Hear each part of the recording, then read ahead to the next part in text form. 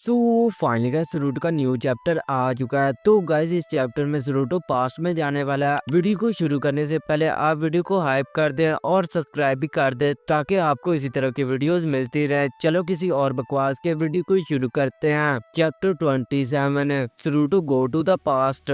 तो गाइस इस चैप्टर के स्टार्टिंग में हमें नारुतो को दिखाया जाता है जो जंगल में अकेले ट्रेनिंग कर रहा होता है ताकि वो खुद को और ज्यादा स्ट्रॉन्ग बना पाए और अगर कभी उतास्की का अटैक हो तो इससे अपने विलेज को बचा सके। इसलिए नारुतो काफी ज्यादा हार्ड ट्रेनिंग कर रहा होता है। नारुतो की ऐसी ट्रेनिंग को ऊपर से उतास्की लीडर का भाई भी देख रहा होता है और वो इसे देखते हुए नारुतो को हराने का कोई प्लान भी सोच रहा था कि आखिर अब मैं इस बच्चे को कैसे हराऊं, इस बच्चे ने तो मेरी नाक में दम कर रखा है। ये सब सोचते हुए फिर इसके दिमाग में एक प्लान आता है और फिर वो नारुतो के पास एक डिवाइस फेंक देता है, वही डिवाइस जिसे बोरुतो और सासुके पास्ट में गए थे। नारुतो पहले तो इसे देखकर काफी ज्यादा चौंक जाता है, फिर वो इसके पास इसे ठीक से देखने के लिए जाता है, मगर नारुतो को ये नहीं मालूम था कि इस डिवाइस को पास से चेक करने का डिसीजन इसका सबसे बुरा डिसीजन साबित होगा। नारुतो जब पास जाकर इस डिवाइस को टच ही करता है तो इस डिवाइस से काफी ज्यादा तेज शाइनिंग रेज निकलने लगती हैं जो नारुतो को खुद ब खुद ही अपने अंदर खींचने लगती हैं। नारुतो फिर थोड़ी देर बाद जब अपनी आंखें खोलता है तो वो अपने आप को जंगल में ही पाता है। नारुतो को पहले तो लगता है कि कुछ भी नहीं हुआ है, मगर जब वो जंगल को गौर से देखता है तो इसे जंगल थोड़ा सा बदला बदला नजर आता है, मगर नारुतो इसे अपना वहम समझकर फिर से जंगल में ट्रेनिंग करने लगता है। फिर थोड़ी देर और ट्रेनिंग करने के बाद वो फिर अपने घर की तरफ जाने लगता है। रास्ते में जब नारुतो अपने विलेज पहुंचता है तो उसे विलेज बिल्कुल ही बदला हुआ नजर आता है। वो सोचने लगता है कि आखिर विलेज इतना बदल कैसे गया और होकागे के स्टैचूज पर काम चेहरे क्यों हैं। वो ये सभी बातें सोचकर विलेज में चल ही रहा होता है कि तभी अचानक ही छोटा नारुतो इससे टकरा जाता है। नारुतो पहले तो नारुतो को नहीं पहचानता कि ये कौन है, इसलिए वो नारुतो से सॉरी बोलकर अपने रास्ते जाने लगता है। वो दोनों जब अपने अपने रास्ते जा ही रहे होते हैं कि तभी अचानक ही दूर से साकुरा नारुतो को अपने पास बुलाती है, जिस पर नारुतो साकुरा से कहता है कि साकुरा एक मिनट रुको, मैं अभी आता हूँ। नारुतो साकुरा का नाम सुनकर पूरी बात समझ जाता है कि वो गलती से पास्ट में आ गया है। फिर नारुतो एक जगह बैठकर सोचने लगता है कि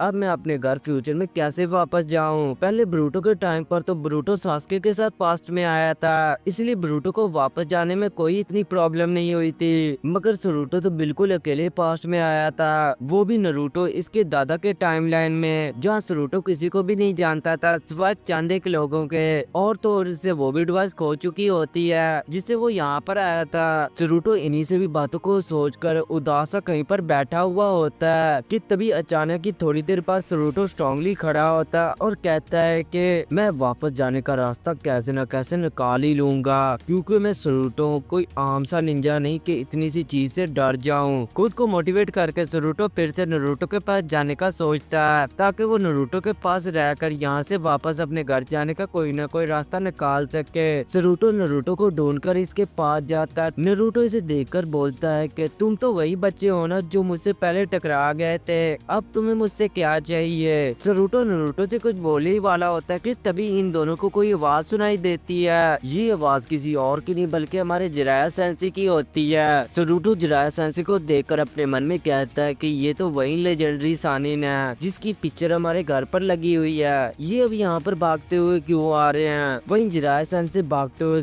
नारुतो के पास आते हैं और वो नारुतो से कहते हैं कि जल्दी नारुतो ये टेलीस्कोप पकड़ लो। नारुतो कहता है कि मैं इस बार आपकी चाल में नहीं फंसने वाला हूँ Turkey Sannin. Naruto Jiraiya sensi के पास आता और इनसे कहता है कि लाइए इस टेलीस्कोप को मुझे दे दे, मैं इसे पकड़ लेता हूँ। जिराया सेंसी नारुतो को टेलीस्कोप पकड़ाते हुए कहता है कि तुम्हें यकीन तो है ना कि तुम इसे संभाल लोगे। नारुतो कहता है कि आप फिक्र मत करें, मैं इसे संभाल लूंगा। फिर जिराया सेंसी नारुतो को टेलीस्कोप पकड़ा कर वहाँ से नारुतो के साथ भाग जाते हैं। नारुतो दोनों को भागता देखकर अपने मन में कहता है कि आखिर ये दोनों इतनी जल्दी में क्यों भाग गए। नारुतो ये सब सोच ही रहा होता है कि तभी नारुतो के पीछे कुछ लोग अपने हाथों में डंडा पकड़े वहाँ आ जाते हैं और वो इससे कहते हैं कि तुम ही वो हो ना जो लड़कियों को नहाते हुए देख रहा था। नारुतो ये बात सुनकर चौंकते हुए बोलता है कि मैं वो नहीं हूँ, शायद वो कोई और होगा। फिर उन लोगों में से एक बंदा बोलता है कि तू फिर ये तुम्हारे हाथ में टेलीस्कोप क्या कर रहा है। नारुतो टेलीस्कोप को गुस्से से देखते हुए कहता है कि तू वो सानिन इसलिए टेलीस्कोप नारुतो को पकड़ाना चाहते थे, उन्हें तुम्हें बाद में नहीं छोड़ूंगा। फिर वो सभी लोग नारुतो को मारने लगते हैं और नारुतो को मार खाता देखकर जिराया सेंसेई छुपकर मुस्कुरा रहे होते हैं। पीछे से नारुतो जिराया सेंसेई से बोलता है कि ये गलत बात है ठरकी सानिन, आपने अपनी जगह एक बच्चे को फंसा दिया। जिराया सेंसेई नारुतो से बोलते हैं कि इसे फंसाना नहीं, इसे चकमा देना कहते हैं बच्चे। चलो अब हम कई और लड़कियां देखे। नहीं मेरा मतलब था कहीं और रिसर्च करने चलते हैं। तभी फिर अचानक ही लेडी सुनाडे इनके पीछे आ जाती है और इन दोनों को आवाज लगाती है। इनकी आवाज सुनकर नारुतो और जिराया सेंसेई डरते हुए पीछे लेडी सुनाडे को देखते हैं। लेडी सुनाडे इनसे मुस्कुरा कर पूछती है कि आखिर तुम दोनों यहाँ पर क्या कर रहे हो। फिर लेडी सुनाडे दोनों को बहुत ज्यादा मारती है और फिर दोनों अपनी गलती पर उन लोगों से माफी मांगते हैं। फिर लेडी सुनाडे दोनों से कहती है कि आज के बाद तुम लोगों ने फिर से ऐसी हरकत की ना